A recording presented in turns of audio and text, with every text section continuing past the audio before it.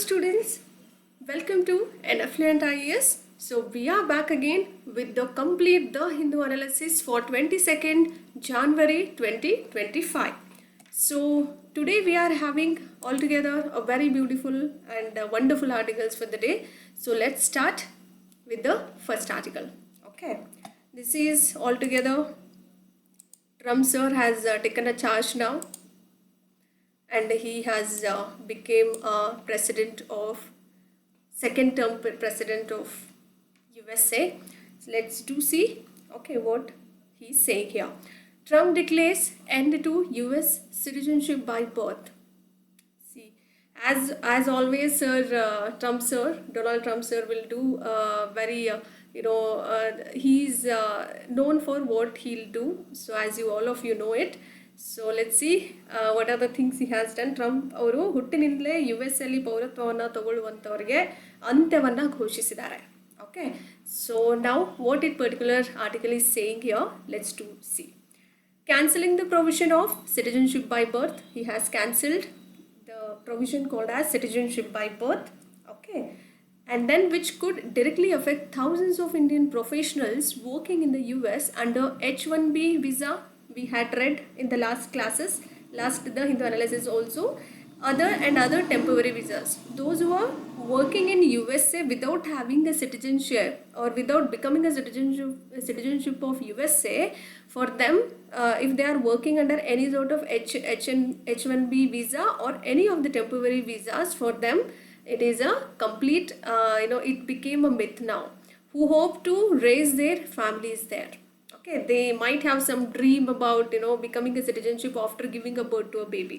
Okay, let's say X and Y persons, they got married and they are staying in USA. They doesn't hold any sort of USA citizenship, any sort of green card like that. So once they'll give birth to a baby, from that baby, okay, let's say Z is a baby. So once they'll give that birth to that particular baby, this baby can hold a citizenship of USA. So now due to this particular baby, even these parents, X and Y parents, those who are not a part of they'll not hold citizenship of USA, they'll also get that citizenship. And this completely terminated from Donald Trump sir. Understood? ಇಬ್ಬರು ಗಂಡ ಹೆಂಡತಿ ಇದ್ದಾರೆ, married couples, ಅಲ್ಲಿ US ಅಲ್ಲಿ ಇದ್ದಾರೆ, working ಸಲುವಾಗಲ್ಲೇ ಇದ್ದಾರೆ. They went for this particular by using these visas H-1B. H-1B is a sort of a lottery sort of a visas. Okay, lottery for few, but it's temporary altogether. Again H-1B visa ಆಗಿರಬಹುದು, ಇದು temporary ಆಗಿರುತ್ತೆ, lottery ಥರ ಇರುತ್ತೆ. ಅದೇ ಥರ temporary ವಿಸಾಸ್, ಯಾವುದೇ ವಿಸಾಸ್ through ಹೋಗಿರುವಂತಹ ಈ ಒಂದು ಕಪಲ್ಸ್ಗಳಿಗೆ ಮಗು ಹುಟ್ಟಿರುತ್ತೆ, ಅವ್ರಿಗೆ ಯಾವುದೇ ಥರದ ಸಿಟಿಜನ್ಶಿಪ್ ಇರಲ್ಲ, ಪೌರತ್ವ ಇರಲ್ಲ US. ಸೊ ಒಂದು ಮಗುವಿಗೆ ಜನ್ಮ ಕೊಡ್ತಾರೆ, ಆ ಮಗುಗೆ ಪೌರತ್ವ ಸಿಗುತ್ತೆ US. ಸೊ ಆ ಮಗುವಿನಿಂದ ತಂದೆ ತಾಯಿಗೂ ಸಹ ಸಿಗ್ತಿತ್ತು. ಸೊ ಅವರು ಒಂದು ಕನಸು ಕಟ್ಕೊಂಡು ಹೋಗಿರ್ತಾರೆ, ಅಲ್ಲೇ ನಾವು ಇರಬಹುದು, ನಮ್ಮ ಫ್ಯಾಮಿಲಿ ಗ್ರೋ ಅಲ್ಲೇ ಮಾಡಬಹುದು ಅಂತ. ಅದಕ್ಕೆಲ್ಲ ಕಡಿವಾಣ ಹಾಕಲಾಗಿದೆ ಡೊನಾಲ್ಡ್ ಟ್ರಂಪ್ ಸರ್ ಅವರಿಂದ. He cancelled all those provisions which is with respect to citizenship by birth. Try to remember. And one more thing, 100% taxes on BRICS countries for attempting to move to non-dollar transactions. Okay, so 100% taxes one needs to give. See, nowadays, recently we had read in the newspaper articles quite from long time that BRICS countries are doing some plans for making some new currencies, so that they should not depend on the US dollar currencies. In order to terminate the dependency on the dollar currency or US currency, they are making or working for a new currency. For that, what Donald Trump sir is saying here is, in this particular article, they have to, if they are doing non-dollar transactions, then they have to give the tax levy of 100% tax levy he'll collect from the particular BRICS countries ಅವ್ರು ಏನು ಮಾಡಿದರು, dollar dependency ಅವಲಂಬನೆಯನ್ನು ಕಡಿಮೆ ಮಾಡ್ಕೊಳ್ಳಿಕ್ಕೆ ಹೊಸ ಕರೆನ್ಸಿನ adapt ಮಾಡ್ಕೊಳ್ಳೋಣ, ಅಂದರೆ ಹೊಸದಾಗಿ ಏನಾದರೂ ಹೊಸ ಕರೆನ್ಸಿ ಮಾಡ್ಕೊಳ್ಳೋಣ ನಮ್ಮ ದೇಶದವರು, ಬ್ರಿಕ್ಸ್ ಕಂಟ್ರೀಸ್ ಮೆಂಬರ್ ಕಂಟ್ರೀಸ್ ಎಲ್ಲ ಡಿಸೈಡ್ ಮಾಡಿದರು.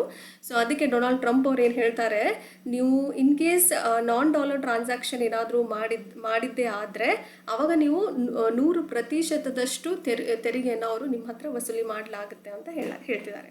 This is what is all about first article. Okay, BRICS countries ಯಾವ್ದು, this is very important, try to remember BRICS. As the name itself indicates, B for Brazil, R for Russia, I for India, C for China, and S for South Africa.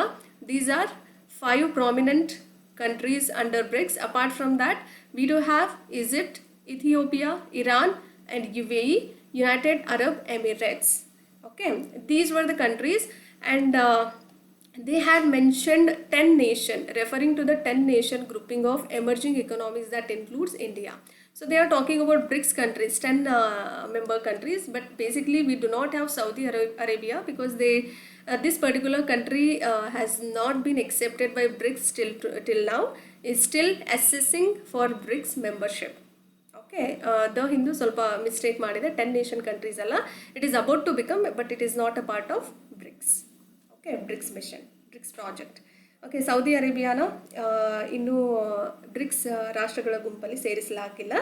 ಇನ್ನೂ BRICS ಸದಸ್ಯತ್ವವನ್ನು ಮೌಲ್ಯಮಾಪನ ಮಾಡ್ತಾ ಇದ್ದಾರೆ. Saudi Arabia ಬಗ್ಗೆ ಚಿಂತನ ಮಂಥನ ನಡೀತಾ ಇದೆ. Okay, so ultimately BRICS countries total 9 member countries it has. Try to remember. The Hindu ಕೂಡ ಕೆಲವೊಂದ್ಸರಿ ಮಿಸ್ಟೇಕ್ಸ್ ಮಾಡುತ್ತೆ. Mistakes has been part of its human error, no?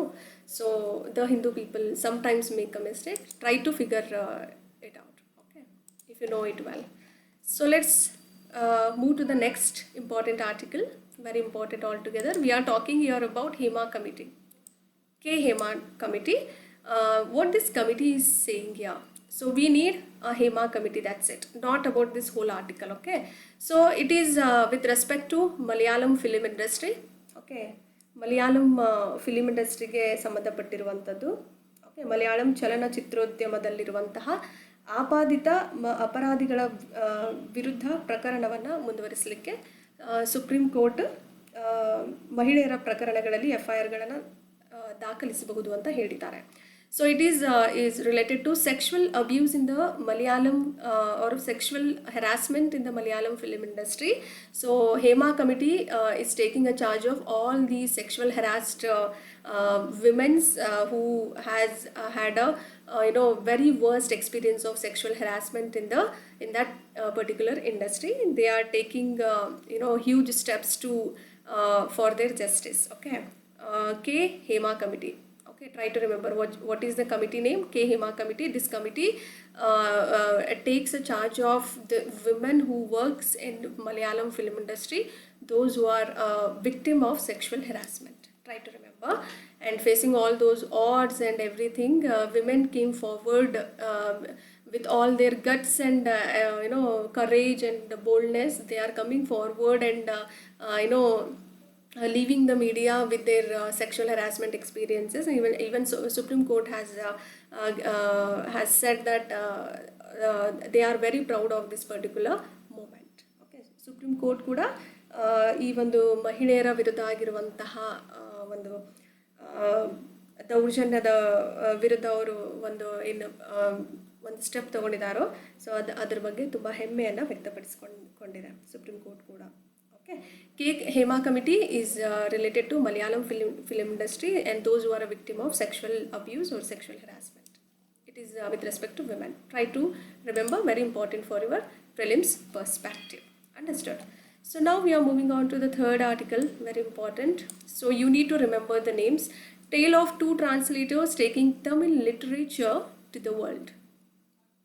See, these two people are actually taking the whole Tamil literature, Tamil ಸಾಹಿತ್ಯವನ್ನು ಇಡೀ ಜಗತ್ತಿಗೆ ಬೇರೆ ಬೇರೆ ಭಾಷೆಗಳಲ್ಲಿ ಅದನ್ನು ಅನುವಾದ ಮಾಡೋದ್ರ ಮೂಲಕ ತಲುಪಿಸ್ತಾ ಇದ್ದಾರೆ, specially English and other such languages. First, the very prominent writer is Thomas Hitoshi Bruckshma, and the other one person, the lady Bird, okay, so called as Leticia Ibanez. Try to remember. And they are translating all the Tamil literature Tamil literatures, especially when it comes to one such very important among Tamil literature would be Tirukkural. Tirukkural, very important. So let's discuss about Tirukkural. Very important one for your prelims perspective. Tirukkural, it was written by Tiruvalluvar. Try to remember. Tirukkural anta ಒಂದು literature ಇದೆ. So they are working upon this particular literature and they are translating into the various different languages, especially English and other such language, so that every people can read out, okay, in the each and every nook and corner of our India and outside of India also. Okay, so it was written by Tiruvalluvar, commonly known as Valluvar. ಇವರನ್ನು ಸಾಮಾನ್ಯವಾಗಿ ವಳ್ಳುವರ್ ಅಂತಲೂ ಕರೆಯಲಾಗುತ್ತೆ. And ತಿರುವಳ್ಳುವರು ಈ ತಿರುಕ್ಕುರಲ್ ಅನ್ನೋ ಒಂದು text ಅಂದರೆ ಬುಕ್ಕನ್ನು ಬರೆದಿದ್ದಾರೆ Tamil literature. He was an Indian poet and philosopher. ಭಾರತೀಯ ಕವಿ ಮತ್ತು ತತ್ವಜ್ಞಾನಿ ಆಗಿದ್ದರು. He is best known as the author of the Thirukkural. he was best known as the author of the Tirukkural and a collection of couplets on ethics, political and economic matters and love. ಅವರು ನೀತಿಶಾಸ್ತ್ರ ಆಗಿರಬಹುದು, okay, ರಾಜಕೀಯ ಮತ್ತು ಆರ್ಥಿಕ ವಿಷಯಗಳಾಗಿರ್ಬೋದು ಅಥವಾ ಪ್ರೀತಿಯ ಒಂದು ಬಟ್ಟಲುಗಳ ಸಂಗ್ರಹವಾದ ತಿರುಕುರಲ್ನ ಲೇಖಕರಾಗಿ ಪ್ರಸಿದ್ಧರಾಗಿದ್ದಾರೆ. Best known for all these couplets on ethics, political and economic matters and love. Try to remember. Very important. ಇದೆಲ್ಲ ತುಂಬ ಮುಖ್ಯವಾದಂಥದ್ದು. The text is considered an exceptional and widely cherished work of Tamil literature. ಈ ಪಠ್ಯವನ್ನು ತಮಿಳು ಸಾಹಿತ್ಯದ ಅಸಾಧಾರಣ ಮತ್ತು ವ್ಯಾಪಕವಾಗಿ ಪಾಲಿಸಬೇಕಾದ ಕೃತಿ ಎಂದೇ ಪರಿಗಣಿಸಲಾಗಿದೆ. Try to remember. Okay, we'll move on to the next one. Hope it's clear. Next important editorial for the day: time to seize the promise of the US-India nuclear deal. So we are talking about civil nuclear deal, India and US partnership. So let's see what this whole editorial is saying here to all of us. Let's discuss that. Okay, key findings includes America ಭಾರತದ ಪರಮಾಣು ಒಪ್ಪಂದದ ಒಂದು ಭರವಸೆಯನ್ನು ವಶಪಡಿಸಿಕೊಳ್ಳುವಂತಹ ಸಮಯ ಇದಾಗಿದೆ ಅಂತ ಹೇಳಾಗ್ತಿದೆ. ಪ್ರಮುಖವಾದಂಥ ಅಂಶಗಳು ನೋಡೋದಾದರೆ, first one, approval of the US-India civil nuclear deal. Why do we call it as civil? Because it is related to nuclear thing. It is not related to any of the weapons related things. So that's how it is considered as a civil nuclear deal. Try to remember. Okay. It was started, the discussion about this particular milestone has started in the year 2005, but finalized or signed, this deal was signed in the year 2008 when Dr. Manmohan Singh sir was the Prime Minister of India. Okay, Dr. Manmohan Singh was the leading Prime Minister of that particular time. This particular deal has been signed under the Prime Minister of India, that is Shri Dr. Manmohan Singh ji. Right. Next, ಈ US ಮತ್ತು America ಮತ್ತು ಭಾರತದ ನಾಗರಿಕ ಪರಮಾಣು ಒಪ್ಪಂದದ ಅನುಮೋದನೆ 2005ರಲ್ಲಿ ಶುರುವಾಗಿರುವಂಥದ್ದು, ಪ್ರಾರಂಭ ಮಾಡಿದ್ರು ಚರ್ಚೆಯನ್ನು. ಬಟ್ ಇದನ್ನು 2008ರಲ್ಲಿ ಮನಮೋಹನ್ ಸಿಂಗ್ ಅವರು ಭಾರತದ ಪ್ರಧಾನಿಯಾಗಿದ್ದಾಗ ಈ ಒಪ್ಪಂದಕ್ಕೆ ಸಹಿಯನ್ನು ಹಾಕಲಾಯಿತು. Next, impact of the deal. What are the implications of the impact? ಒಪ್ಪಂದದ ಪರಿಣಾಮ ಏನೇನಾಗಿತ್ತು? It is a watershed moment in defense and strategic cooperation, fostering trust between the two democracies. Okay, ಇದು ರಕ್ಷಣಾ ಮತ್ತು ಕಾರ್ಯತಂತ್ರದ ಸಹಕಾರದಲ್ಲಿ ಒಂದು ಜಲಾನಯನ ಕ್ಷಣವಾಗಿದೆ ಅಂತ ಹೇಳಲಾಗ್ತದೆ. ಓಕೆ, ಇದು ಎರಡು ಪ್ರಜಾಪ್ರಭುತ್ವಗಳ ನಡುವೆ ವಿಶ್ವಾಸವನ್ನು ಬೆಳೆಸುತ್ತೆ. ವಾಟರ್ಶೆಡ್ ಮೂಮೆಂಟ್ ಅಂತ ಕರಿತೀವಿ. Okay, so making both the countries so strong when it comes to democracies and other aspects. So commercial and energy promises of this particular deal, such as building nuclear power plants in India using US technology, remain largely unfulfilled. There was a deal called, with the help of USA, India has to, build nuclear power plants. Total 6 nuclear power plants has to be completed, but till now it is unfulfilled from both the end. Understood. ಏನು ಹೇಳಲಾಗ್ತದೆ ಇಲ್ಲಿ?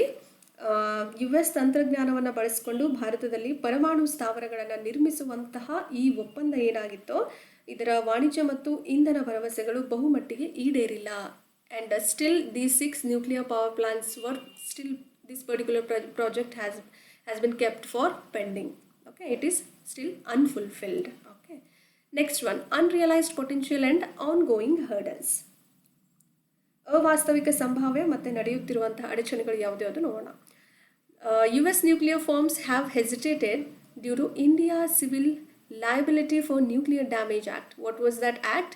Civil Liability for Nuclear Damage Act in the year 2010, which places liability on suppliers not rather than the operators. So there is a deal in India.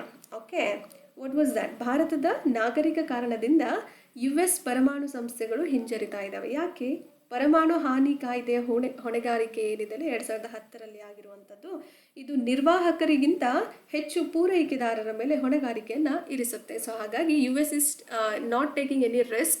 So it is taking step back due to this particular act called as Civil Liability for Nuclear Damage Act, which was emerged in the year 2010, which places the suppliers, if something happens, like some attacks has happened in that particular nuclear power project or firm, so suppliers became a victim rather than the operators. So that's how US is taking a step back here. Understood? Hope it's clear. Next, entity list and export controls. So ಘಟಕಗಳ ಪಟ್ಟಿ ಮತ್ತು ರಫ್ತು ನಿಯಂತ್ರಣಗಳ ಬಗ್ಗೆ ಹೇಳಾಗ್ತದೆ. What is it? Initially 200 Indian nuclear entities were restricted under US regulations. ಆರಂಭದಲ್ಲಿ 200 ಏನು ಭಾರತೀಯ ಪರಮಾಣು ಘಟಕಗಳನ್ನು US ನಿಯಮಗಳ ಅಡಿಯಲ್ಲಿ ನಿರ್ಬಂಧನೆ ಮಾಡಲಾಗಿದೆ. So under USA has restricted 200 such nuclear entities, nuclear power projects. So that is also one such challenge over here. So what could be the path ahead here? This is a certain sort of a challenges we are coming across between India and US relationship when it comes to nuclear power project. Okay, what could be the path ahead? Mundina dari eno? Resolving liability issues, updating technology offerings, and addressing cost concerns are critical over here.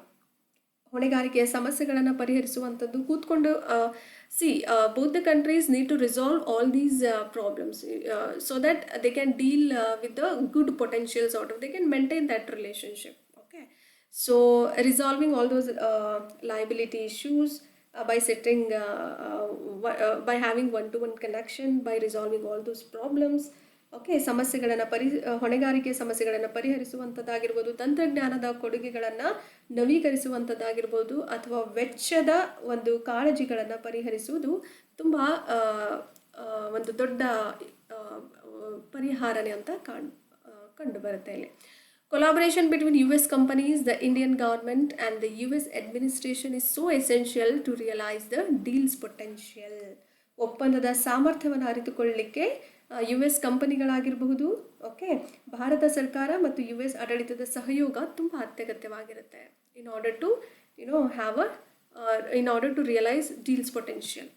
Both the countries needs to know the potential of each other so that they can resolve all the issues whatever is coming across to have that nuclear projects. Okay, so India's major nuclear agreements with the other countries, let's discuss that. ಭಾರತದ ಪ್ರಮುಖ ಪರಮಾಣು ಒಪ್ಪಂದಗಳು ಬೇರೆ ಬೇರೆ ದೇಶದ ಜೊತೆ ಯಾವುದು ಹೇಗಿದೆ ಅಂತ let's see. United States in the year 2008, just now we had read civil nuclear agreement, total 123 agreements we do have with USA, Russia and India, long standing partner in nuclear energy. ಪರಮಾಣು ಶಕ್ತಿಯಲ್ಲಿ ದೀರ್ಘಕಾಲದ ಪಾಲುದಾರರಾಗಿ ಕಾಣ್ತೀವಿ ರಷ್ಯಾನ, specially Kudankulam nuclear project. Okay, where it is located? Try to give your answers in the comment section below. Okay, where it is located in India. Next, third one is France 2008. It was this particular tie-up has been made in the year 2008. France is expected to build the Jaitapur nuclear power plant in Maharashtra, where it is located in Maharashtra with the help of France. We are doing this particular nuclear power plant project. Understood? So we are reading this particular article even today. So this is very important, try to remember, and actually France is helping to have in Maharashtra. What was that nuclear power project? Jaitpur. Okay. Next one, Canada. In the year 2010, okay, ಫ್ರಾನ್ಸ್ನಲ್ಲಿ ಮಹಾರಾಷ್ಟ್ರದಲ್ಲಿ ಜೈತಾಪುರ್ ಪರಮಾಣು ವಿದ್ಯುತ್ ಸ್ಥಾವರವನ್ನು ನಿರ್ಮಿಸುವ ನಿರೀಕ್ಷೆಯನ್ನು ಹೊಂದಿದೆ. Next one is Canada. In the year 2010, It supplies uranium to India for civil nuclear purposes. Okay, Canada ಅಲ್ಲಿ 2010ರಲ್ಲಿ ಮಾಡಲಾಯಿತು. ನಾಗರಿಕ ಪರಮಾಣು ಉದ್ದೇಶಗಳಿಗಾಗಿ ಭಾರತಕ್ಕೆ ಯುರೇನಿಯಮನ್ನು ಪೂರೈಸುತ್ತೆ. Next one, Australia. We had made a tie up in the year 2014. We had an agreement to supply uranium to India. Australia has an agreement with India to supply uranium to India. Okay, ಯುರೇನಿಯಮನ್ನು ಇಂಡಿಯಾಗೆ supply ಮಾಡಬೇಕು Australia ಅವರು ಅಂತ ಭಾರತಕ್ಕೆ ಯುರೇನಿಯಮನ್ನು ಪೂರೈಸುವಂಥ ಒಪ್ಪಂದ ಮಾಡಲಾಗಿದೆ. Australia has got a rich uranium reserves essential for India's nuclear energy needs. ಆಸ್ಟ್ರೇಲಿಯಾವು ಶ್ರೀಮಂತವಾಗಿದೆ, ಯುರೇನಿಯಂ ನಿಕ್ಷೇಪಗಳನ್ನು ಹೊಂದಿದೆ. ಎಷ್ಟು ಶ್ರೀಮಂತವಾದಂತಹ ಒಂದು ದೇಶ ಅಂತಲೇ ಹೇಳಬಹುದು. ಓಕೆ, ಇದು ಭಾರತದ ಪರಮಾಣು ಶಕ್ತಿಯ ಅಗತ್ಯಗಳಿಗೆ ತುಂಬ ಅಗತ್ಯವಾಗಿದೆ ಅಂತ ಹೇಳಬಹುದು. Japan, we had a tie-up in the year 2016. It has a landmark agreement given Japan strict nuclear policies. ಜಪಾನಲ್ಲಿರುವಂಥದ್ದು what was that nuclear policies, ಕಟ್ಟುನಿಟ್ಟಾದ ಪರಮಾಣು ನೀತಿಗಳನ್ನು ನೀಡುತ್ತೆ ಅಂತ ಹೇಳಲಾಗ್ತದೆ. United Kingdom, UK, cooperation on civil nuclear energy as part of a broader strategic partnership. Here we are. ವಿಶಾಲವಾದ ಕಾರ್ಯತಂತ್ರದ ಪಾಲುದಾರಿಕೆಯ ಭಾಗವಾಗಿ ನಾಗರಿಕ ಪರಮಾಣು ಶಕ್ತಿಯನ್ನು ಒಂದು ಸ್ಟ್ರಾಟಜಿಕ್ ಪಾರ್ಟ್ನರ್ಶಿಪ್ಪನ್ನು ಹೊಂದಿದ್ದೀವಿ. We need to have a cooperation when it comes to civil nuclear energy. Okay, South Korea in the year 2011 agreement to collaborate on nuclear energy project. Dakshina Korea ಅಂತ ಕರಿತೀವಿ. 2011ರಲ್ಲಿ ಇಂಡಿಯಾ ಮತ್ತು ಸೌತ್ ಕೊರಿಯಾದ agreement ಒಪ್ಪಂದ ಆಗುತ್ತೆ. ಏನಂತ ಆಗುತ್ತೆ ಒಪ್ಪಂದ? ಪರಮಾಣು ಶಕ್ತಿ ಯೋಜನೆಯಲ್ಲಿ ಸಹಯೋಗಿಸಲಿಕ್ಕೆ ಒಪ್ಪಂದವನ್ನು ಮಾಡಲಾಗುತ್ತೆ. Next country Kazakhstan supplies uranium to India. ಯುರೇನಿಯಮನ್ನು ಸಪ್ಲೈ ಮಾಡುತ್ತೆ, ಸರಬರಾಜು ಮಾಡುತ್ತೆ ಭಾರತಕ್ಕೆ. Kazakhstan is one of the largest exporters of uranium globally. Kazakhstan again ಜಾಗತಿಕವಾಗಿ ಯುರೇನಿಯಂನ ಅತಿ ದೊಡ್ಡ ರಫ್ತುದಾರರಲ್ಲಿ ಕಜಕಿಸ್ತಾನ್ ಕೂಡ ಒಂದಾಗಿದೆ. Argentina, agreement for nuclear cooperation including technology sharing and research. When it comes to Argentina, ಪರಮಾಣು ಸಹಕಾರಕ್ಕಾಗಿ ಒಪ್ಪಂದ ಮಾಡಲಾಗುತ್ತೆ. ತಂತ್ರಜ್ಞಾನ ಹಂಚಿಕೆ ಆಗಿರ್ಬೋದು ಅಥವಾ ಸಂಶೋಧನೆ ಸೇರಿದಂತೆ ಈ ಒಂದು ಭಾಗಗಳಲ್ಲಿ ಒಪ್ಪಂದವನ್ನು ಮಾಡಲಾಗಿದೆ. Mongolia in the year 2009 it has got on agreement with India for the supply of uranium. Again uranium supply ಅಂದರೆ ಯುರೇನಿಯಂನ ಸರಬರಾಜು ಮಾಡುವಂಥ ಒಪ್ಪಂದ ಮಂಗೋಲಿಯಾ ಜೊತೆ 2009ರಲ್ಲಿ ಮಾಡಲಾಗಿದೆ. Vietnam, agreement focused on civil nuclear cooperation including training and research. Vietnam ತರಬೇತಿ ಮತ್ತು ಸಂಶೋಧನೆ ಸೇರಿದಂತೆ ನಾಗರಿಕ ಪರಮಾಣು ಸಹಕಾರದ ಮೇಲೆ ಒಪ್ಪಂದವನ್ನು ವಿಯೆಟ್ನಾಂ ಜೊತೆ ಇಂಡಿಯಾ ಮಾಡಿದೆ. Next one, Namibia in the year 2009. Namibia has made an agreement in the year 2009 with India, agreement for uranium supply all together. Again uranium ಪೂರೈಕೆಯನ್ನು ಮಾಡುವಂತಹ ಒಂದು ದೇಶದಲ್ಲಿ ನಮೀಬಿಯಾ ಕೂಡ ಒಂದಾಗಿದೆ. Namibia is one of the world's largest producer of uranium. Try to remember. one of the world's largest producers of uranium. ನಮೀಬಿಯಾ ಯುರೇನಿಯಂನ ವಿಶ್ವದ ಅತಿ ದೊಡ್ಡ ಉತ್ಪಾದಕರಲ್ಲಿ ಒಂದಾಗಿದೆ. South Africa, we had got a tie-up in the year 2011 with South Africa for civil nuclear cooperation agreement with a focus on uranium supply. Dakshina Africa ಜೊತೆ ಒಪ್ಪಂದವನ್ನು ಮಾಡಿದ್ವಿ. ಯುರೇನಿಯಂ ಪೂರೈಕೆಯ ಮೇಲೆ ಕೇಂದ್ರೀಕೃತವಾಗಿರುವಂತಹ ನಾಗರಿಕ ಪರಮಾಣು ಸಹಕಾರ ಒಪ್ಪಂದ ಮಾಡಲಾಗಿದೆ. ಯುರೋಪಿಯನ್ ಸಪ್ಲೈ, ಓಕೆ, EU ಅಂತ ಕರಿತೀವಿ. In short we do call that as EU. Broad framework agreement covering nuclear research, safety and technology exchange. ಪರಮಾಣು ಸಂಶೋಧನೆ ಆಗಿರ್ಬೋದು, ಸುರಕ್ಷತೆಯನ್ನು ಒಳಗೊಳ್ಳುವಂತಹ ವಿಶಾಲ ಚೌಕಟ್ಟಿನ ಒಪ್ಪಂದ ಮತ್ತು ತಂತ್ರಜ್ಞಾನ ವಿನಿಮಯ ಕೂಡ ಇಲ್ಲಿ ಮಾಡಲಾಗುತ್ತೆ ಈ ಒಂದು ಒಪ್ಪಂದದಲ್ಲಿ. These are agreements with respect to India with all the other major countries. So try to remember all these, very important for your prelims exams. Okay, even for your mains also. Try to make a note of it. And I promise you my content is very highly qualitative in nature and you do not have to rely upon any of the monthly magazines or any of the other newspaper. Your work is to make a short notes, whatever I am saying, please write it down in your notes regularly and do revise on a day-to-day basis. Okay, it's a kind request to all of you. If you wanted to qualify any of the exams, competitive exams, whether it is UPSC or KPSC or any of the state public service examinations, please completely rely upon my The Hindu analysis. Okay. openly I am saying this particular statement, it would definitely help you out like anything. You'll later thankful to me in all the manner. Understood? Next, Trump 2.0, or you can even call this as 2.0, as disruptor of the global legal order. Okay, Trump 2.0 or 2.0 ಜಾಗತಿಕ ಕಾನೂನು ಕ್ರಮದ ಒಂದು ದೊಡ್ಡ ಡಿಸ್ರಪ್ಟರ್ ಆಗಿ ಎದ್ದು ಕಾಣಿಸ್ತಾ ಇದೆ. This is of course Trump sir is known for lot of disappointments, like kind of he became a disruptor by taking his decisions make him calling disruptor sort of a thing. Let's do watch what he's saying in this particular article. Whole editorials are always not important. Try to remember that. Okay, only you have to know the key points what they are saying, so that you can write it as a point format even in your mains exam as an best example, so that you can score well compared to other students. Okay, see what sir has done over here. We'll check it out. See, he continued, Donald Trump sir has continued blocking appointments into the World Trade Organization, WTO's dispute settlement body's appellate body, which ultimately led to the organ becoming dysfunctional. See what he has done, he backed out from WTO also. Backed out in the sense, what he made, certain appointments has been blocked in this WTO. So that this particular WTO is an appellate body. It became completely sort of dysfunctional in nature, so that he has hold some appointments in the World Trade Organization. He completely not backed out here. Okay, he blocked certain appointments in the World Trade Organization as it is an appellate body, and it is this particular body felt like it became completely dysfunctional in nature.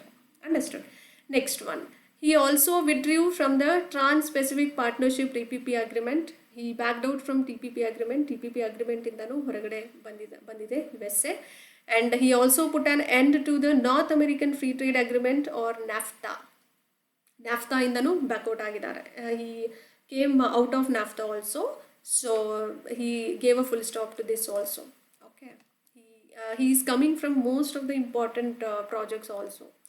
During the Trump first term, US withdrew from several international institutions such as the United Nations Educational, Scientific and Cultural Organization, that is UNESCO. He backed out from UNESCO also. UNESCO indanu withdraw ಮಾಡ್ಕೊಂಡಿದೆ USA, and it also withdraw from the World Health Organization and threatened withdrawal from the WTO also. So ವಿಶ್ವ ಆರೋಗ್ಯ ಸಂಸ್ಥೆ ಆಗಿರ್ಬೋದು, ವಿಶ್ವ ವ್ಯಾಪಾರ ಸಂಸ್ಥೆಯಲ್ಲಿ ಕೆಲವೊಂದು appellate ಬಾಡಿಗಳನ್ನು ಅಲ್ಲಿರುವಂತಹ ಅಪಾಯಿಂಟ್ಮೆಂಟ್ಸ್ಗಳಿಗೆ ಕಡಿವಾಣ ಹಾಕಿದ್ದಾರೆ, ಸೊ ದಟ್ ಅದು ಕಾರ್ಯ ಅಂದರೆ ನಿಷ್ಕ್ರಿಯವಾಗಿದೆ ಅಂತ ಆ ಒಂದು ಬಾಡಿಗೆ ಅಂತಿಮವಾಗಿ ಆ ಒಂದು ಅಂಗವು ಏನಾಗಿದೆ, ಅಪಿಲೆಂಟ್ ಬಾಡಿ ಏನಿದೆ ಅಲ್ಲ, ಅದು ನಿಷ್ಕ್ರಿಯವಾಗಲಿಕ್ಕೆ ಕಾರಣ ಆಗಿದೆ. ಆಮೇಲೆ TPPನ ಕಂಪ್ಲೀಟ್ ಆಗಿ ಅದರಿಂದ ಹೊರ ಬಂದಿದೆ USA, and even TPP NAFTA ಇಂದ ಹೊರಗಡೆ ಬಂದಿದೆ, UNESCO ಇಂದ ಹೊರಗಡೆ ಬಂದಿದೆ, WHO ಇಂದನೂ ಹೊರಗಡೆ ಬಂದಿದೆ. Understood?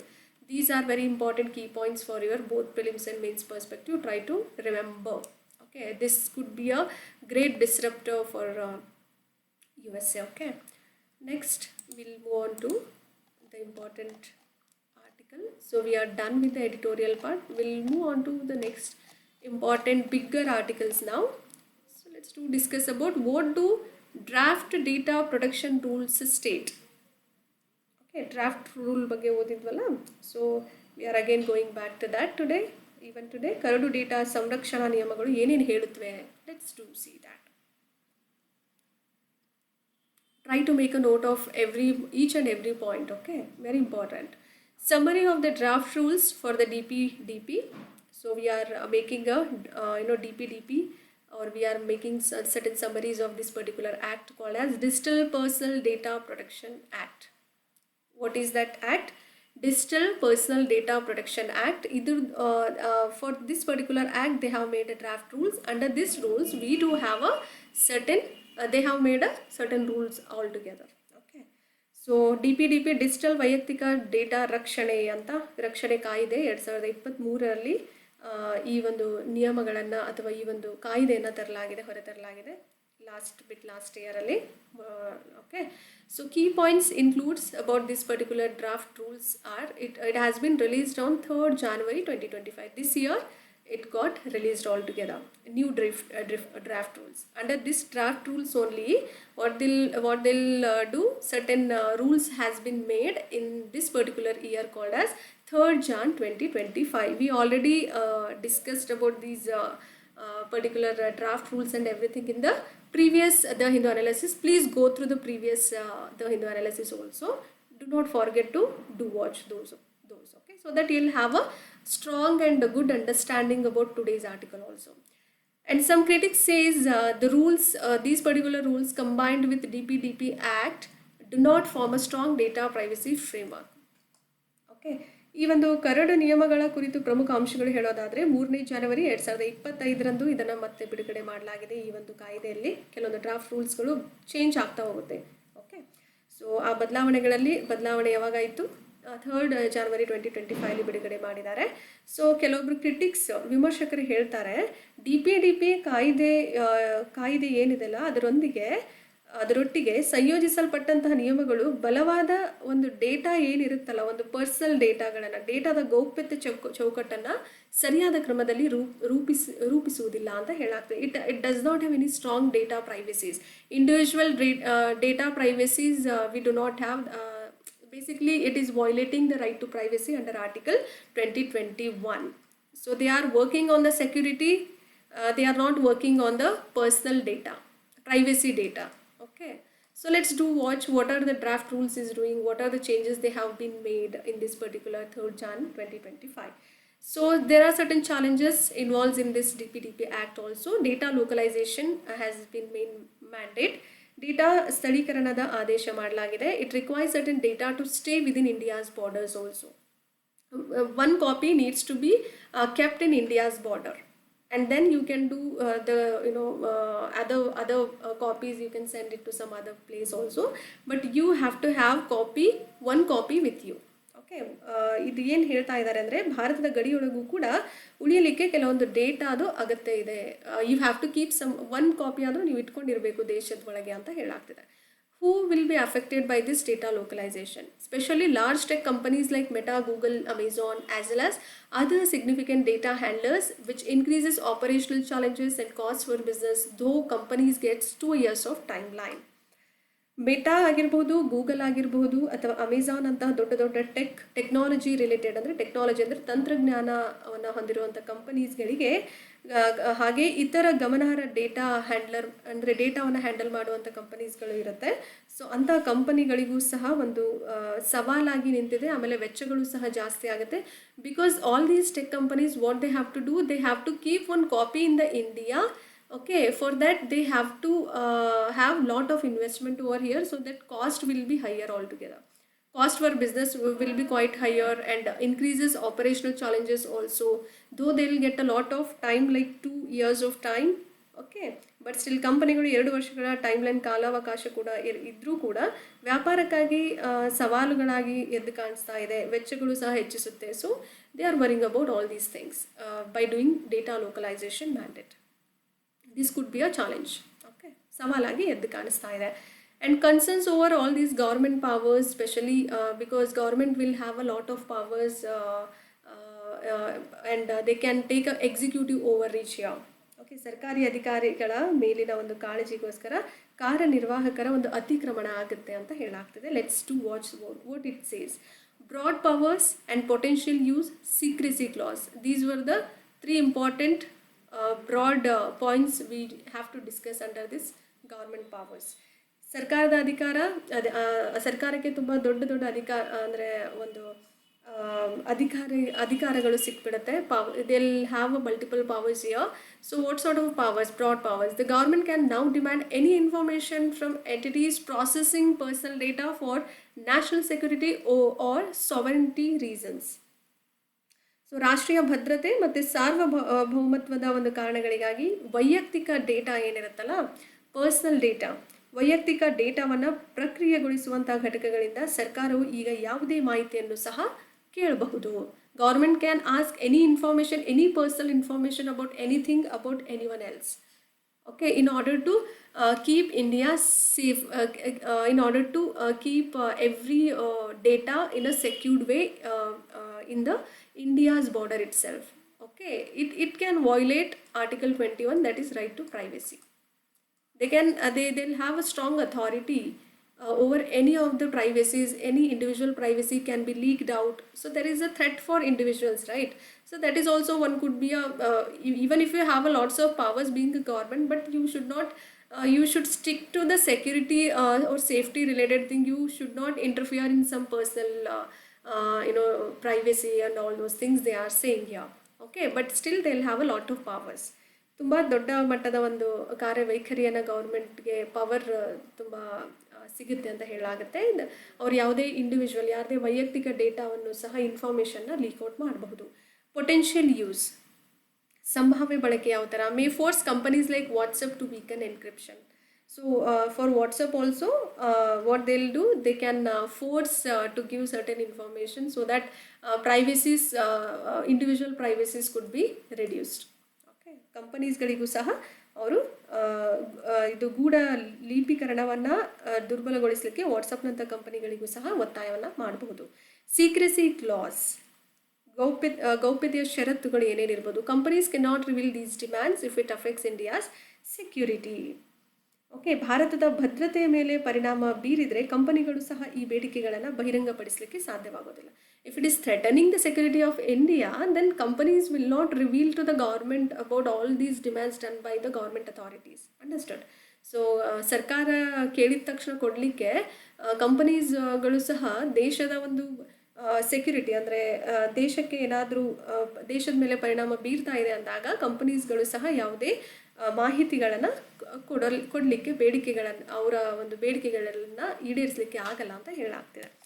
Challenges for business, of course ಸವಾಲುಗಳು ಇದ್ದೇ ಇರುತ್ತೆ ವ್ಯವಹಾರಗಳಿಗೆ. Okay, so data localisation will increase cost and make operations more complex for startups and other large tech firms also. So data ಸ್ಥಳೀಕರಣ ಆಗಿರ್ಬೋದು. Of course data localisations we had already studied over here, right?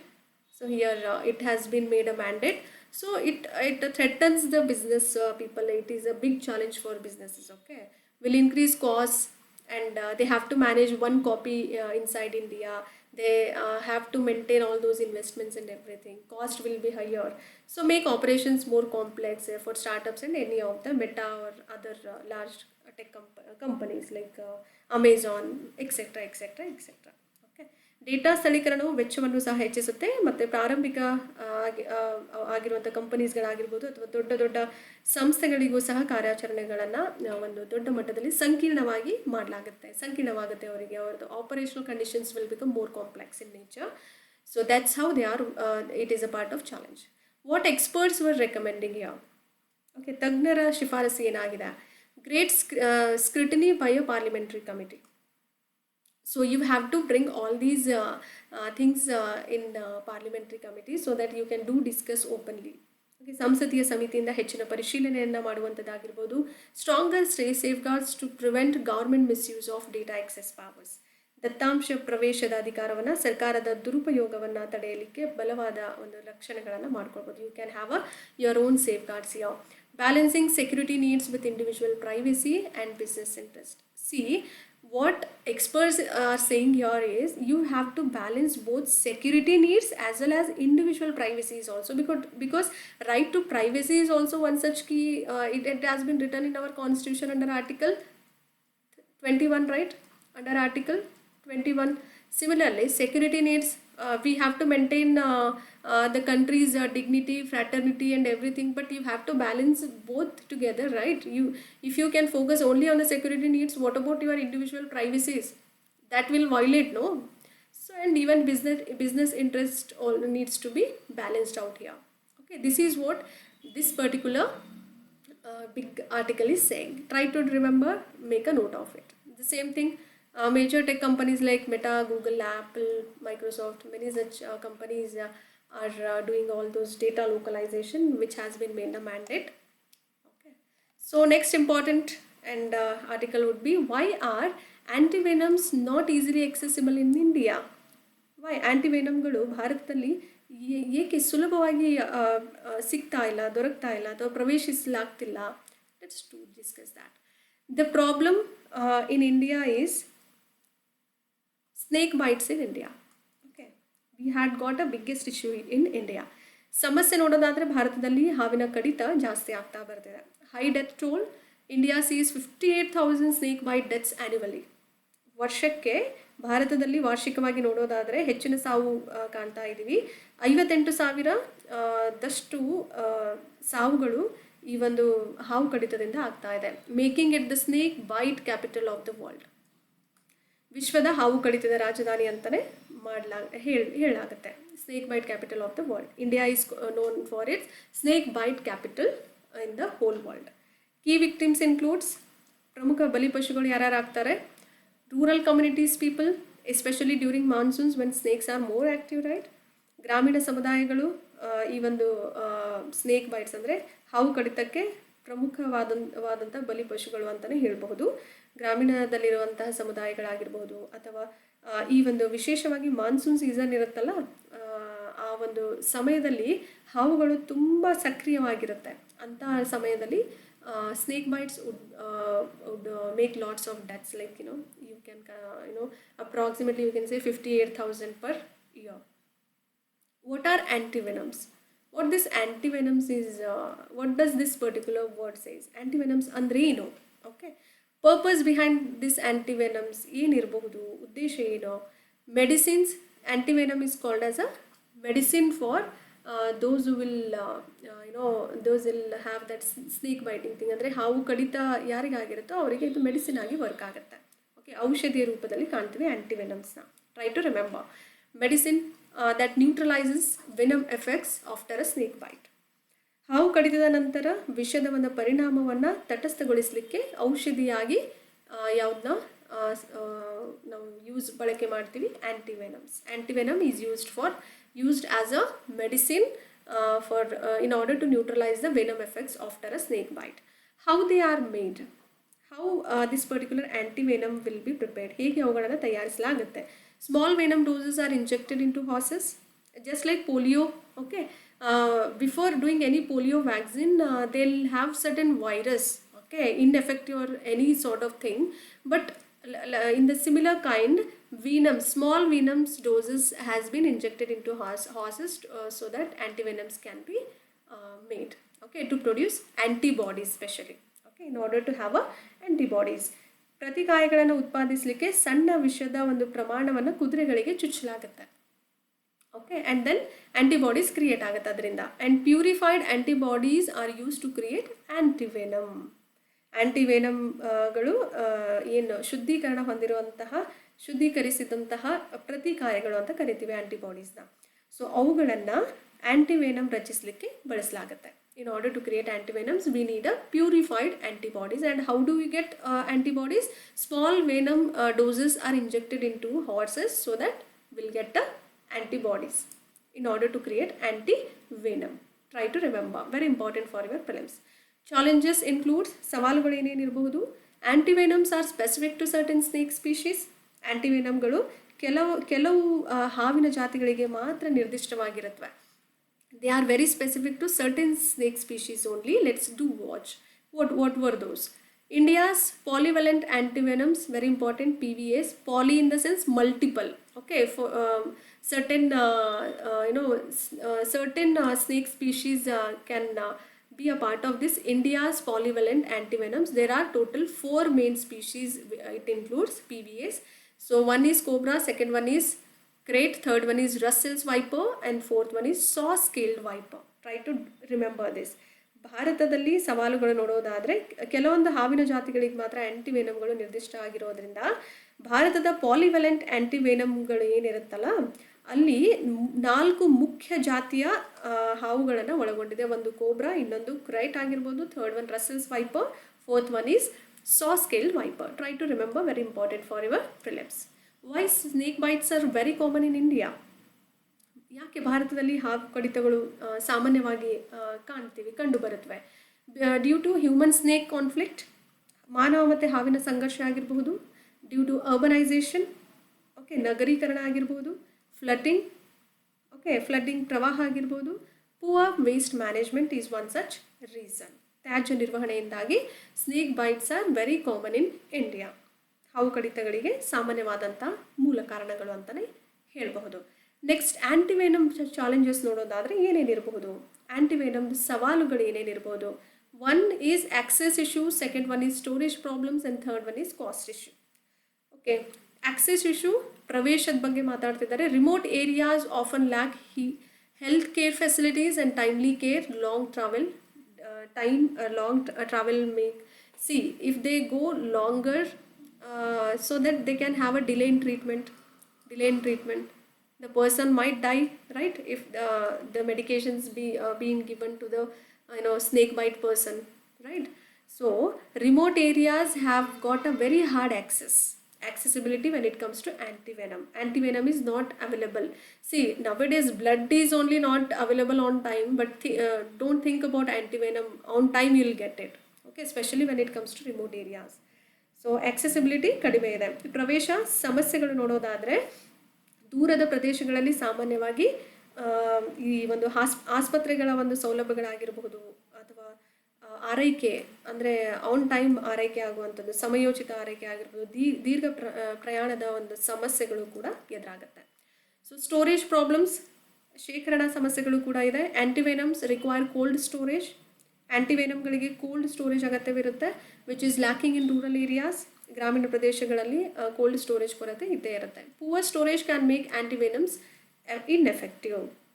ಈ ಕಳಪೆ ಶೇಖರಣೆ ಏನಿರುತ್ತಲ್ಲ ಅಲ್ಲಿ ಆ್ಯಂಟಿವೆನಮ್ಗಳನ್ನು ನಿಷ್ಪರಿಣಾಮಕಾರಿಯಾಗಿ ಮಾಡಬಹುದು.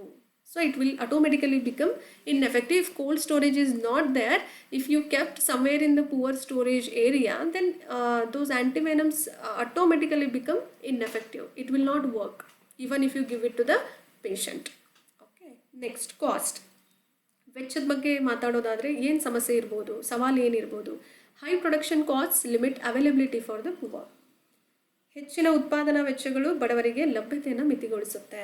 ಸೊ ಅವರಿಗೆ ಅಫೋರ್ಡೆಬಲ್ ಆಗಿರಲ್ಲ. Poorers can't afford it if the cost of that antivenom is too high. Understand? So these were the challenges of antivenom. And next we are moving on to the same topic, innovations in antivenom development.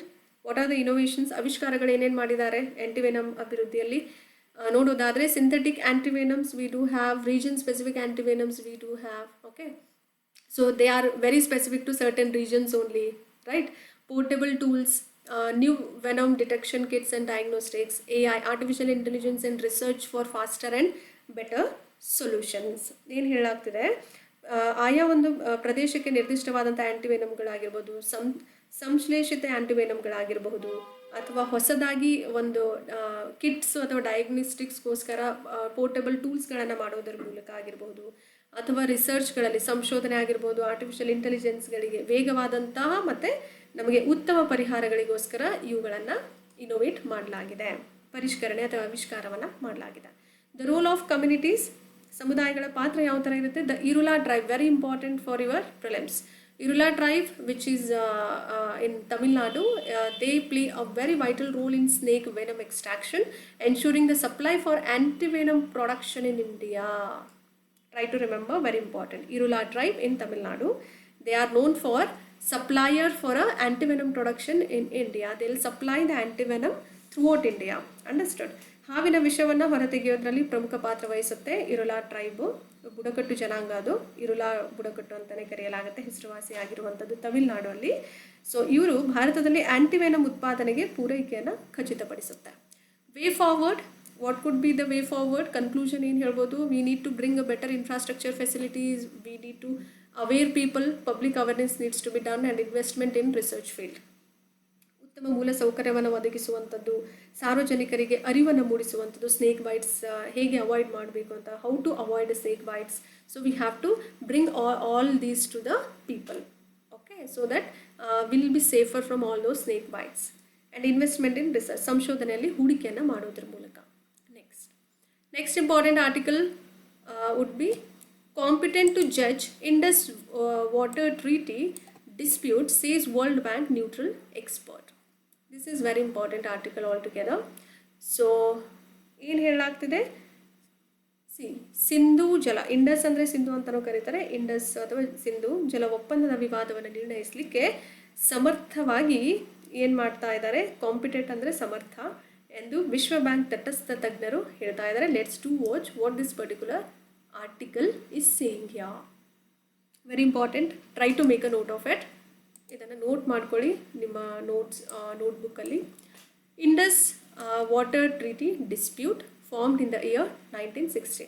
Same thing I have highlighted here. Treaty has been formed in the year 1960. Try to remember. In differences there, what could be the reason behind it? We'll do watch that. We'll do discuss. Okay, not just we are watching here, we are even discussing. Okay, healthy discussion. So ಸಿಂಧೂ ಜಲ ಒಪ್ಪಂದ ವಿವಾದ ಆಗಿರುವಂಥದ್ದು ರೂಪುಗೊಂಡಿದ್ದು 1960ರಲ್ಲಿ. In the year 1960 it got formed and dispute is mainly between the division of rivers in India and Pakistan.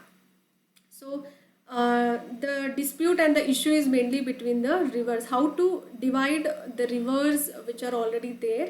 So how to divide in the country, especially when it comes to India and Pakistan. And 3 rivers, that is ICJ, Indus, Chenab, Jhelum, these particular rivers waters has been given to Pakistan, and other remaining 3 rivers, that is Ravi, Beas and Satluj waters have been given to India. Try to remember, important for your prelims. Okay, 3 ನದಿಗಳು ಸಿಂಧು, ಚೆನಾಬ್ ಮತ್ತು ಝೇಲಂನ ಪಾಕಿಸ್ತಾನ್ಗೆ ನೀಡಲಾಗಿದೆ. ಅದೇ ಥರ ಇನ್ನುಳಿದ 3 ನದಿಗಳು ಏನೇನಿದ್ವಲ್ಲ, Ravi, Beas and ಸತ್ಲಜ್, ಈ 3ಅನ್ನು ಭಾರತಕ್ಕೆ ನೀಡಲಾಗಿದೆ. ಇದು ಒಂದು ವಿವಾದ, ಮುಖ್ಯವಾಗಿ ಭಾರತ ಮತ್ತು ಪಾಕಿಸ್ತಾನಗಳ ನದಿಗಳ ವಿಭಜನೆಯ ನಡುವೆ ಇರುವಂಥ ವಿವಾದದ ಬಗ್ಗೆ ಹೇಳಲಾಗುತ್ತೆ. And world bank treaty what it is saying, ವಿಶ್ವ ಬ್ಯಾಂಕ್ ಒಪ್ಪಂದ ಏನು ಹೇಳುತ್ತೆ, the broker for this particular deal is done by IBRD. Okay, broker ಅಂತ ಕರಿತೀವಲ್ಲ, ದಲ್ಲಾಳಿ ಥರ. ಸೊ ಅದು ವರ್ಕ್ ಯಾರು ಮಾಡ್ತಾರೆ, IBRD. What is this IBRD stands for international bank for reconstruction and development. Okay, ಅಂತಾರಾಷ್ಟ್ರೀಯ ಪುನರ್ನಿರ್ಮಾಣ ಮತ್ತು ಅಭಿವೃದ್ಧಿ ಬ್ಯಾಂಕ್ ಈ ಒಂದು ಒಪ್ಪಂದದ ಒಂದು ಬ್ರೋಕರ್ ಆಗಿ ಕೆಲಸ ಮಾಡುತ್ತೆ. It has 3 stage mechanism for dispute resolution. ಇದು ಈ ವಿವಾದ ಪರಿಹಾರಕ್ಕಾಗಿ 3 ಹಂತದ ಕಾರ್ಯವಿಧಾನವನ್ನು ಹೊಂದಿದೆ. First one is PIC, second one is NEWB, third one is PCOA. PIC stands for permanent Indus commission, ಶಾಶ್ವತ ಸಿಂಧು ಆಯೋಗ ಅಂತ ಕರಿತೀವಿ. NEW stands for neutral expert of world bank, ವಿಶ್ವ ಬ್ಯಾಂಕ್ನ ತಟಸ್ಥ ತಜ್ಞರು ಅಂತ ಕರೆಯಲಾಗುತ್ತೆ. So this article says about this particular thing. PCOA permanent court of arbitration. Okay, ಶಾಶ್ವತ ಮಧ್ಯಸ್ಥಿಕೆ ನ್ಯಾಯಾಲಯ ಅಂತ ಹೇಳಾಗುತ್ತೆ. All these 3 mechanisms, please do remember. First mechanism is PIC, second one is NEWB, third one is PCOA. What is the major issue? Okay, ಪ್ರಮುಖವಾದಂಥ ಸಮಸ್ಯೆ ಏನು? This treaty has been violated or failed by the Pakistan by directly shifting from PIC to PCOA. So there is a sequence. Both the countries, whether it is India or Pakistan, they have to follow the first mechanism, and then they have to take a neutral expert advice, and then they have to go back to the permanent court of arbitration, that is PCOA. So what here Pakistan has made, see, this treaty has been violated or failed by the Pakistan. Pakistan has violated this particular treaty by directly shifting from PIC to PCOA. They never thought that they have to take the advices from the neutral expert ಅವ್ರದ್ದು ಕೆಲಸ, ಆ ತಜ್ಞರ ಕೆಲಸವನ್ನು ಮಾಡಲಿಕ್ಕೆ ಬಿಟ್ಟಿಲ್ಲ ಅವರು. Directly they shifted from PIC first mechanism to third mechanism. So they had completely violated the particular treaty without taking an advice from neutral expert. People didn't do any work. They didn't allow neutral expert to give their suggestions. Right, that is the second mechanism. India is now claiming that Pakistan has violated this particular issue. Okay, violated this particular treaty, made it as a major issue, so that India is asking this particular treaty needs to be redefined or rechanged. Okay, in the above treaty, this should be above treaty. So by redefining or rechanging the above treaty only we can come back. Otherwise, why do they don't take an expert advice, neutral expert advice? Why do they completely shifted from first mechanism to third? That was the issue here. See, here they had written so well. See, in the year 2016, See, initially both countries seemed to agree on the World Bank appointing a neutral expert. Pakistan in the year 2016 asked for a court of arbitration directly. Okay, from PIC. See, disputes must first attempt to be resolved by PIC, first mechanism. They have to resolve from PIC. If that is there, if they got failed, not succeeded, then this particular matter would be weighed by the World Bank appointed neutral expert. They have to go to the second mechanism, that is neutral expert, right? Then even this particular mechanism do fails, then in that particular case they have to decide by the court of arbitration. This is what the treaty is all about between India and Pakistan. So what this Pakistan has made, see, while India has held that each step must be fully exhausted before both sides agree to moving on to the next step, Pakistan has moved on without waiting for India concurrence. Without taking a consent from India, they have directly shifted from first PIC to the last one, that is Court of Arbitration, without taking a legal and a neutral expert advice in that particular treaty. So initially both the countries agreed upon this particular mechanisms. And even about World Bank appointing a neutral expert, World Bank will appoint this neutral expert for both the countries. Okay, then the World Bank first ruled that having a neutral expert and court together could lead to a contradictory outcomes, right? Try to remember. And here in this particular article, apart from these issue, it talks about two major dam projects, okay, that is Kishan Ganga and Ratle hydroelectric power projects. So we do discuss that also.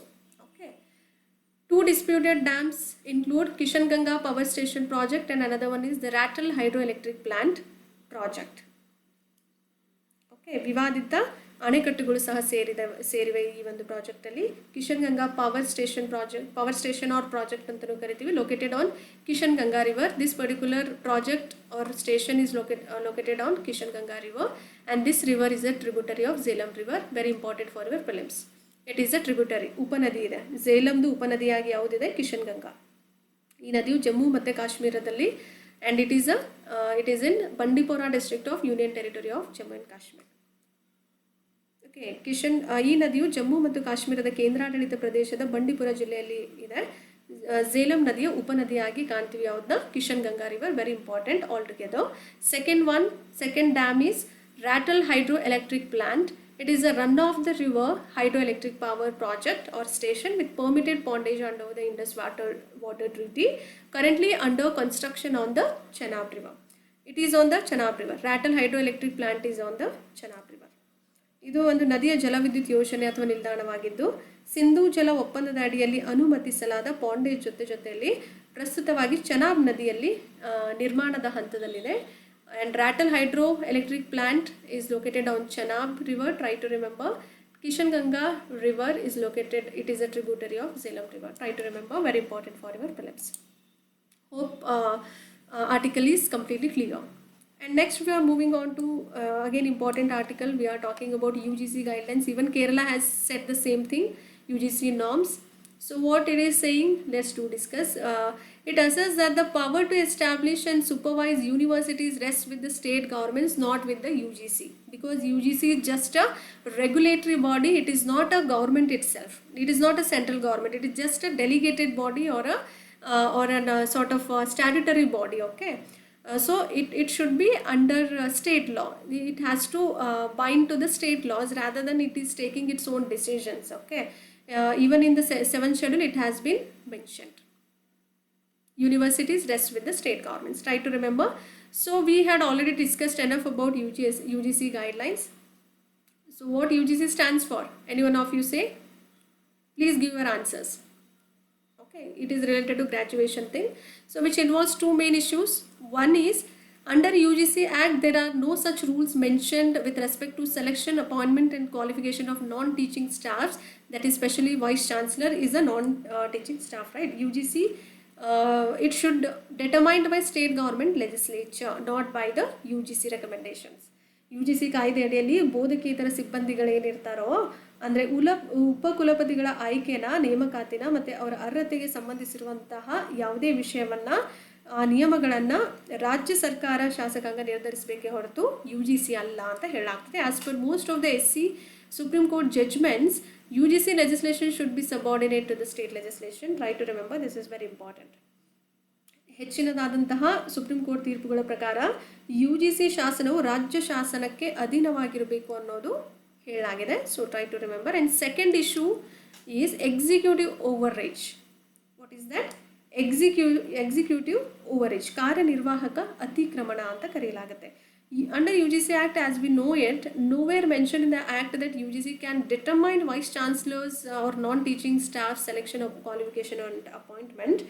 So, but still UGC has done that determination process with regards to the selection and qualification and appointment of vice chancellor, and thus it is a part of executive overreach. ಉಪಕುಲಪತಿಗಳ ಆಯ್ಕೆ ಅಥವಾ ಅರ್ಹತೆ ನೇಮಕಾತಿಗೆ ಸಂಬಂಧಿಸಿರುವಂತೆ ಇದು ಯಾವುದೇ UGC ಆ್ಯಕ್ಟಲ್ಲಿ ಉಲ್ಲೇಖ ಆಗಿಲ್ಲ. So ಈ ಪ್ರಕ್ರಿಯೆ ಇದಾದಮೇಲೂ ಕೂಡ UGC ಮಾಡಿದೆ. ಸೊ ಇದು ಕಂಪ್ಲೀಟ್ ಆಗಿ ಕಾರ್ಯಕಾರಿ ಅತಿಕ್ರಮಣವಾಗಿದೆ, ಎಕ್ಸಿಕ್ಯೂಟಿವ್ ಓವರ್ ರೀಚ್ ಆಗಿದೆ ಅಂತ ಹೇಳಲಾಗ್ತದೆ.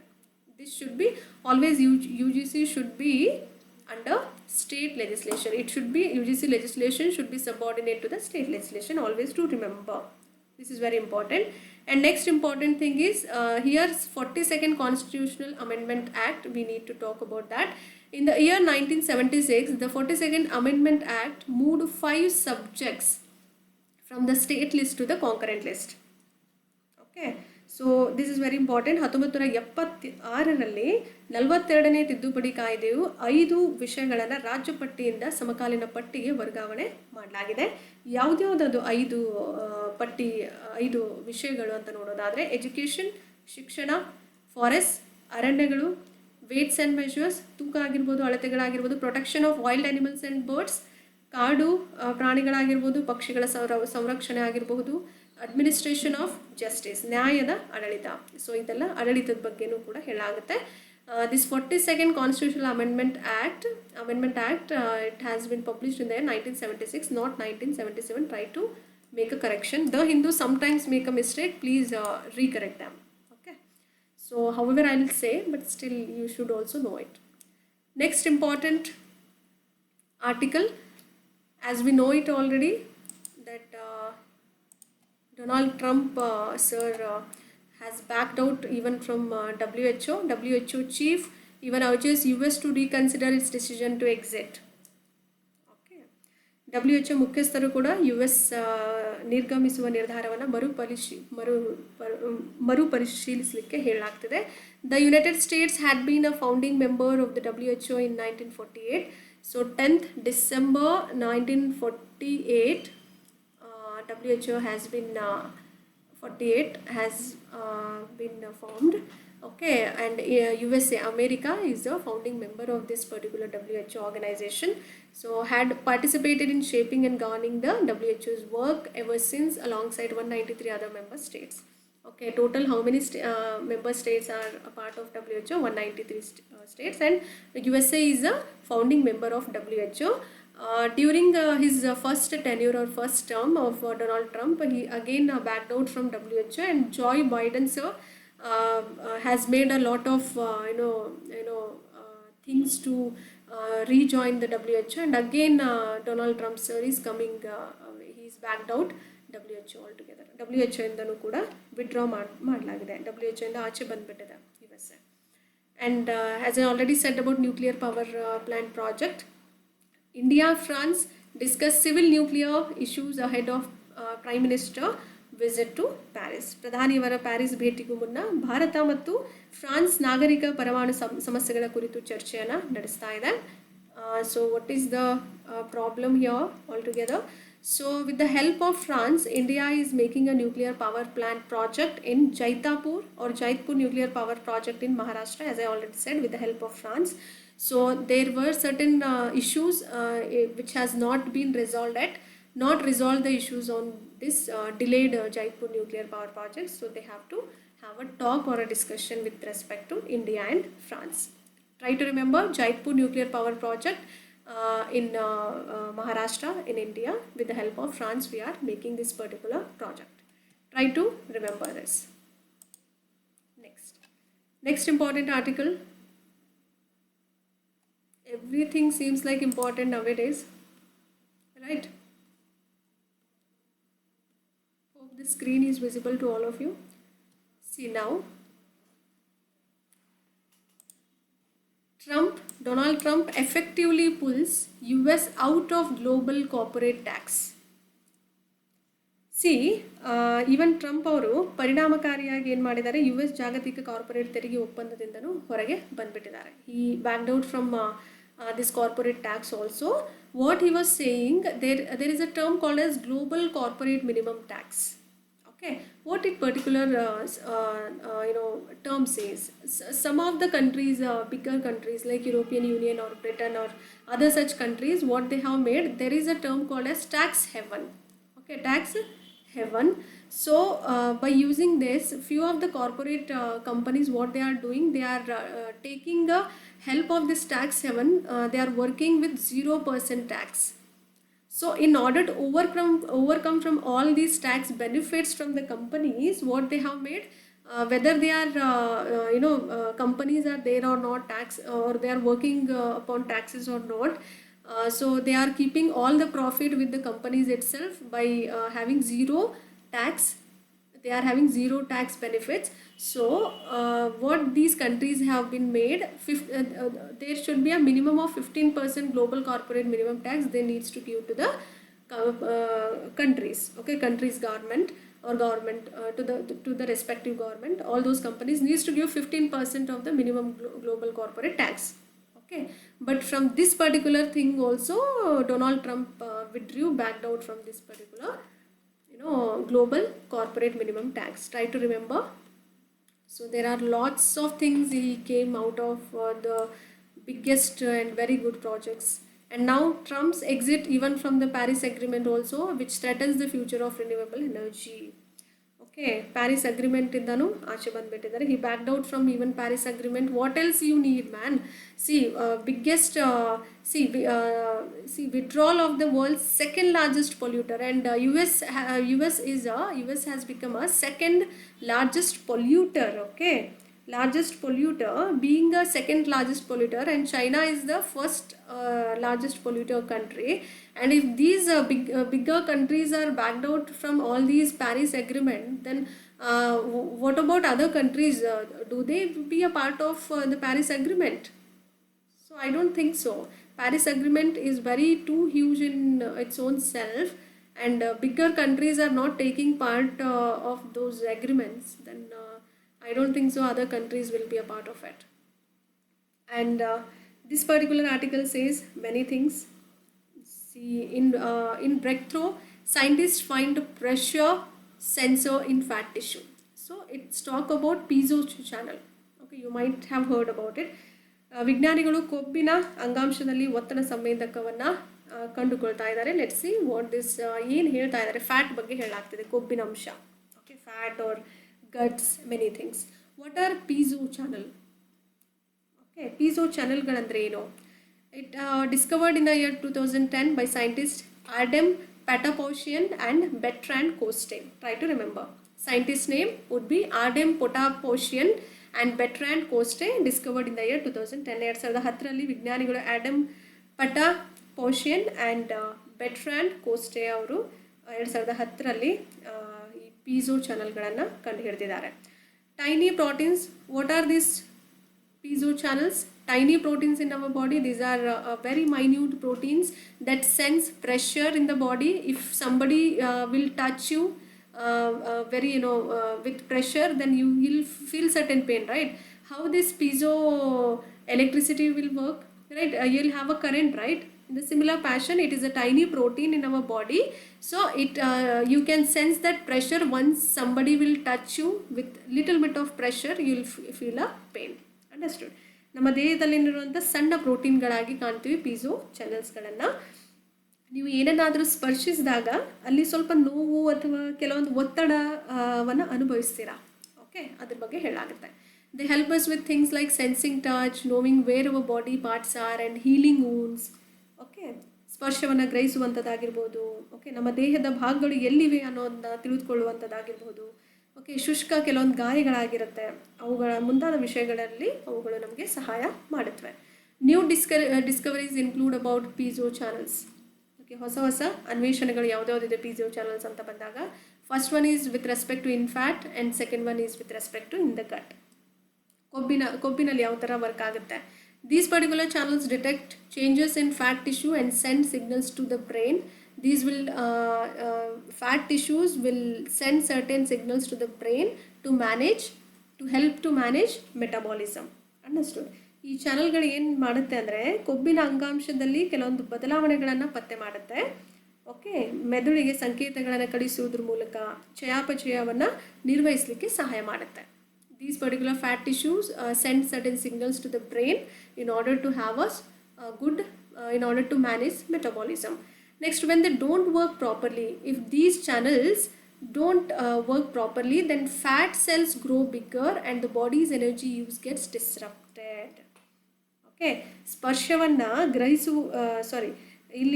ಇವುಗಳು ಈ ಚಾನಲ್ಗಳು ಸರಿಯಾದ ಕ್ರಮದಲ್ಲಿ ಕೆಲಸ ಮಾಡದಿದ್ರೆ ಕೊಬ್ಬಿನ ಅಂಶಗಳು ಏನಾಗುತ್ತೆ, ದೊಡ್ಡದಾಗಿ ಬೆಳೆಯುತ್ತವೆ, ದೇಹದ ಶಕ್ತಿಯ ಒಂದು ಬಳಕೆಗೆ ಅಡ್ಡಿಯಾಗುತ್ತೆ. It disrupt your developmental aspect. Okay, next one is with respect to gut. In the gut, ಕರುಳಿನಲ್ಲಿ ಅಂತ ಕರಿತೀವಿ.